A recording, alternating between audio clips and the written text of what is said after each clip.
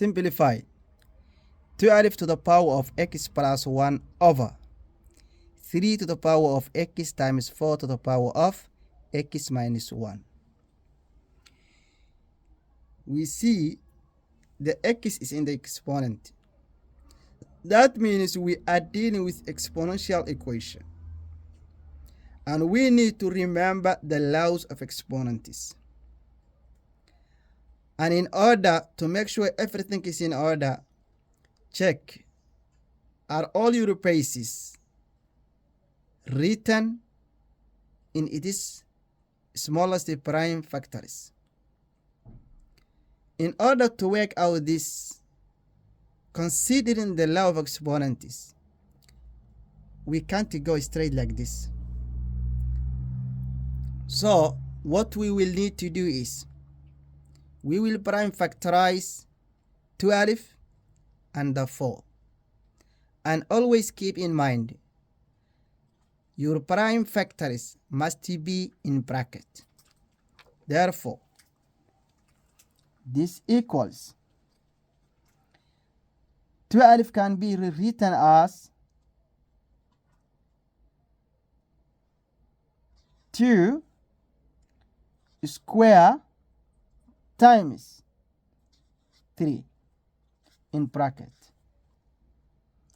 and the exponent x plus 1 outside on top there, over 3 to the power of x times 4 in its smallest prime factors can be written as 2 square in bracket, and outside the bracket on top in the exponent we have x minus 1. Now we need to remember law 4 of exponent on top, which says if two products raised to a power, the power must be raised on each product. That means 2 square will be 2 raised to the power of 2 times x, 2 times plus 1, which simplifies 2x plus 2 times 3, and 3 must be raised. We have to remember the 3 has got exponent 1, which is called a ghost 1. We don't normally show it, but it is there. We're gonna therefore take that 1 exponent and multiply by x, and the same way multiply by plus 1. Therefore x will be raised 1 times x, never changes, is x. 1 times 1 never changes, plus 1. Well done. Over 3 to the power of x, nothing we are doing here, times 2 square raised to the power of x minus 1. Therefore the 2 must be multiplied by both terms of exponents outside the brackets on top there. So 2 times x will give us 2 raised to the power of 2x minus 2 times 1, which is 2. Now we have everywhere prime factors, and we are multiplying on top, and down we are multiplying, and all over we are dividing. So on top no law we can use, because we have 2 different bases and we are multiplying. Well done. And at the bottom is the same. Okay, but now we can use law 2 of exponents and consider the numerators separately and the denominators separately. If we check here, we have 2, the base 1, and also we have here 2 base 2. 2 bases are the same.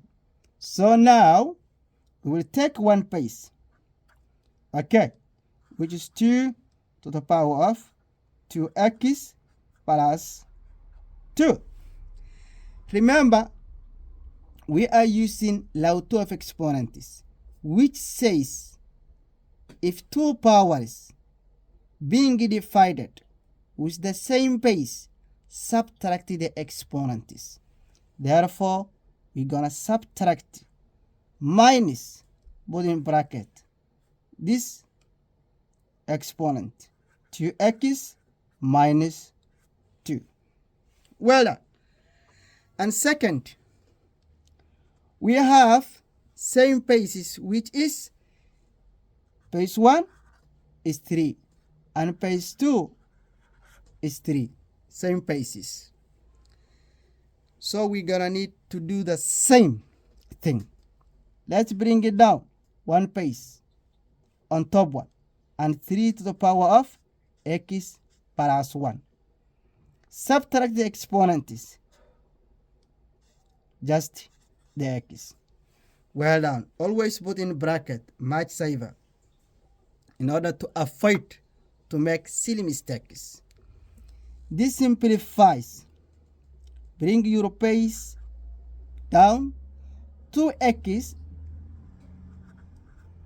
plus 2 minus. That negative is negative goes to 1. Must be multiplied both terms inside the bracket.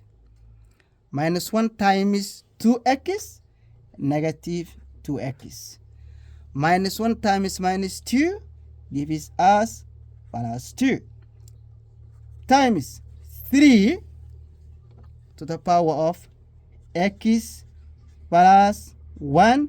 Negative 1 times x is negative x. Well, now collect like terms. 2x and minus 2x are like terms and cancel out. They add up to 0. Plus 2 and plus 2 gives us 4. Gonna therefore get other down 2 to the power of 4 times 3x and minus x are like times and they add up to 0. Therefore, we are left with 3 to the power of 1. Now, give the value of the power. 2 raised to the power of 4 equals 16. Times 3 to the power of